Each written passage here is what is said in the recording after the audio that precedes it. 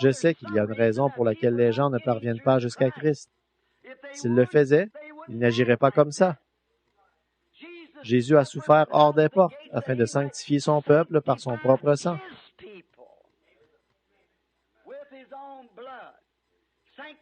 Sanctification, ça vient d'un mot grec, composé qui veut dire nettoyer et mis à part pour le service. Et quand Dieu nettoie son peuple par le sang de Jésus, il les nettoie de la souillure du monde et il les met à part pour le service.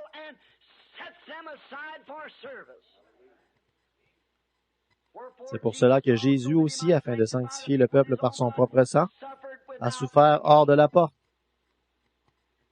Même les gens du plein évangile, ils sont retombés dans les ornières mêmes d'où ils étaient sortis. L'Église pentecôtiste, comment était-elle il y a 40 ou 50 ans? Ils maudissaient, condamnaient et tournaient en dérision les églises dont ils étaient sortis, ces dénominations-là. Qu'est-ce qu'ils ont fait? Exactement comme un chien à ce qu'il a vomi et une truie à son bourbier, ils sont retournés directement à l'endroit d'où ils avaient été tirés, et maintenant leurs églises sont tout aussi souillées que les autres.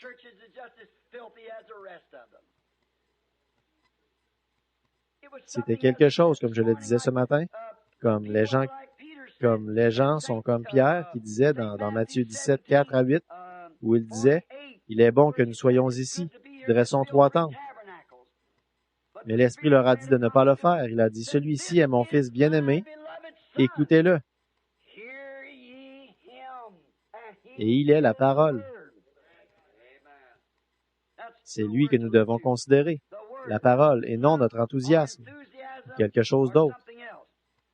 Il est ma parole. Écoutez-le. Et qu'est-ce qu'ils ont vu après que cette voix leur a eu parlé? Même Moïse et Élie n'étaient pas là. Il n'y avait pas de credo non plus. Il ne restait plus que Jésus seul. Et il est la parole. C'est tout ce qu'ils ont vu. Donc, sortir hors du camp. Nous voyons que sur l'emplacement de leur camp, à l'occasion de cet événement glorieux, là-haut sur la montagne de la Transfiguration, que Pierre a appelé plus tard la Sainte Montagne. C'est là qu'il est venu les rencontrer. Or, je ne crois pas que l'apôtre voulait dire que la montagne était sainte.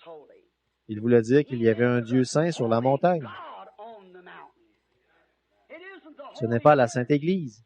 Ce ne sont pas les gens saints. C'est le Saint-Esprit dans les gens. Le Saint-Esprit est saint. Il est votre directeur et votre conducteur.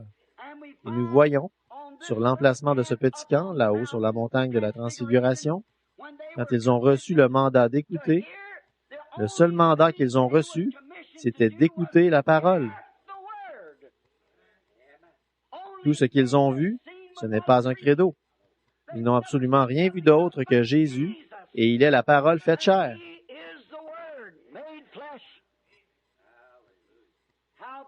Comme c'est beau, le même camp par rapport à celui qu'il y avait dans le Jardin d'Éden.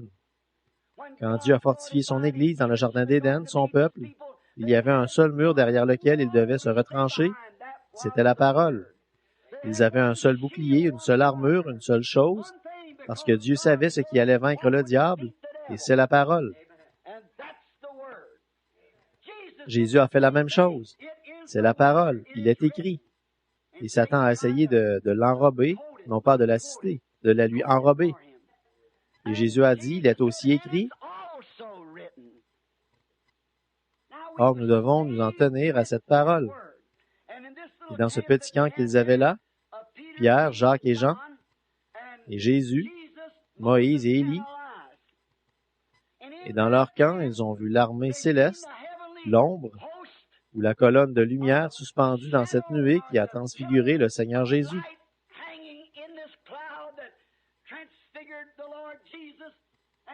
Et au moment où ils étaient prêts à former une dénomination, une pour la loi et une pour les prophètes, et ainsi de suite, la voix a dit, « Celui-ci est mon Fils bien-aimé, écoutez-le. » Donc, le mandat qu'ils ont reçu, c'est exactement le même qu'en Éden. Tenez-vous-en à la parole. C'est ça le camp de Dieu pour son peuple. Il semble qu'aujourd'hui, c'est un jour où les gens sortent des limites du camp. Dans tout, ils sortent des limites. Vous savez, il y a quelque temps, on m'a dit que maintenant, ils ont un avion à réaction qui peut... C'est ce qui fait ce vacarme qu'on entend dans les environs, ce qui fait trembler les fenêtres. C'est quand l'avion a pris tellement de vitesse qu'il franchit son propre son, ce qu'on appelle le mur du son. Et quand il franchit le mur de son propre son, il n'y a presque aucune limite à ce qu'il peut faire. Et je pense que nous tirons une leçon de là. Quand nous franchissons le mur de notre propre son pour entrer dans la parole de Dieu, alors il n'y a aucune limite à ce que Dieu peut faire avec un homme qui est prêt à sortir du camp de l'homme, j'entends.